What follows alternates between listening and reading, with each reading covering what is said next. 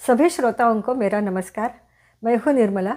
संस्कृत सुभाषित सुगंध में आपका मनपूर्वक स्वागत है। आज इस वीडियो में हम रावण रचित शिव तांडव स्तोत्रम का तीसरा श्लोक देखेंगे। पहले हम श्लोक सुनते हैं, बाद में उस श्लोक में आए हुए हर एक शब्द का मतलब और पूरे श्लोक का मतलब क्या है ये जानते हैं। पहले श्लोक ऐसा है। धराधरेन्द्र नंदिनी विलास बंधु बंधुर स्फुरद्रुगंत संतति प्रमोदमान मानसे कृपा कटाक्ष धोरणी निरुद्ध दुर्धरापदि क्वचित दिगंबरे मनो विनोद मेतु वस्तुनि। ऐसा ये श्लोक है। इसका पहला शब्द है धरा। धरा का मतलब है धरणी, धरती, भूमि, लेकिन यह स्वतंत्र शब्द न होकर धरा धरेंद्र इस सामासिक शब्द का पूर्व पद है, यानी पहला शब्द है। इसमें धरा धरेंद्र, इसमें दो समास है।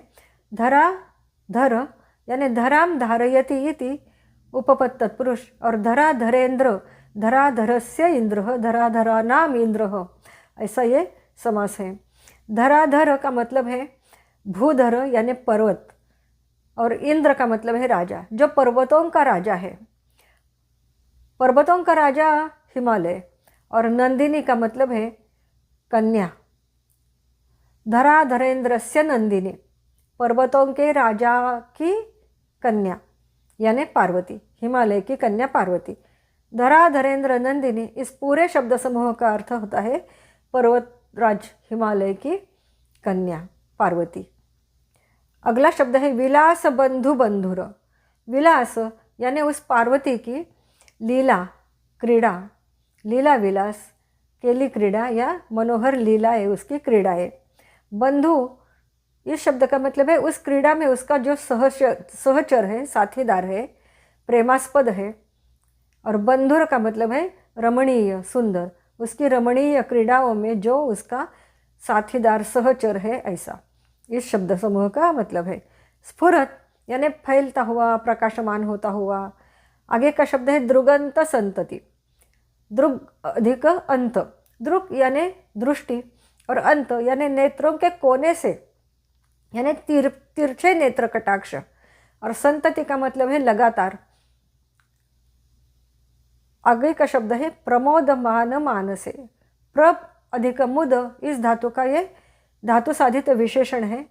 प्रमोदमान का मतलब है जो आनंदित हो रहा है, और मानसे, मानस इस नाम का यह सप्तमी एकवचन है। मानस है या इसका मतलब है मन में, मानस का मतलब है मन, और मानसे का मतलब है मन में, जो मन में आनंदित हो रहा है। प्रमोदमान मानसे इस शब्द समूह का मतलब होता है। उसके आगे का शब्द है कृपा कटाक्ष धोरणी। धोरणी इसका मतलब है अटूट क्रम, लगातार, निरंतर। और कृपा कटाक्ष यानी कृपापूर्ण नेत्र कटाक्ष, जिसकी दृष्टि में कृपा समाई है, ऐसा। निरुद्ध का मतलब है दूर करना, रोकना।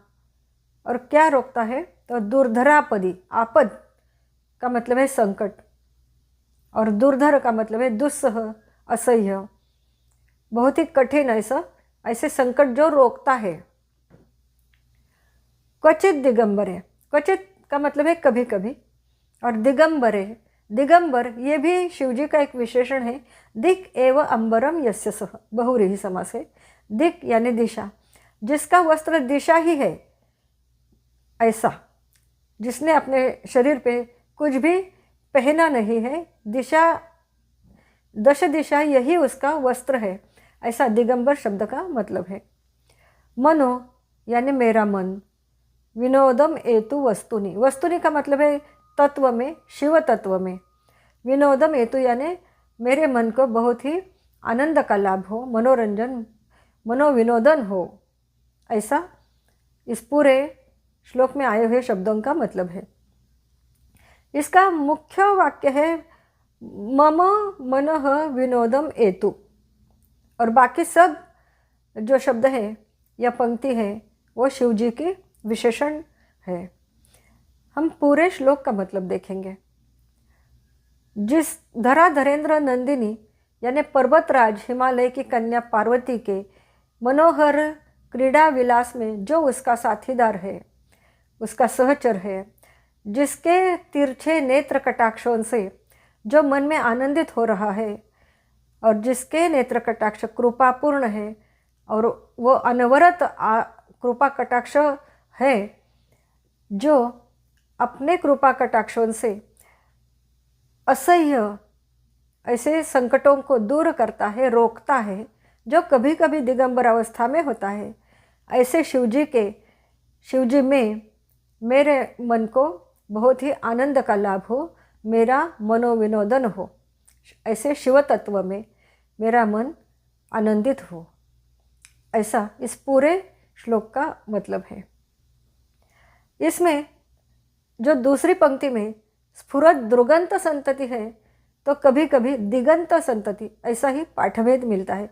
दिगंत ऐसा अगर हमने शब्द लिया तो उसका मतलब है दश दिशाओं में जो पार्वती की लीलाएं हैं वो दश दिशाओं में प्रकाशमान होती है और उससे जो मन में आनंदित होता है, ऐसा इस शब्द के अर्थ में बदल होगा। अगर आपको यह वीडियो पसंद आया तो ज़रूर लाइक, शेयर और सब्सक्राइब करना और आपका क्या अभिप्राय है ये भी मुझे कमेंट बॉक्स में ज़रूर बताना। धन्यवाद।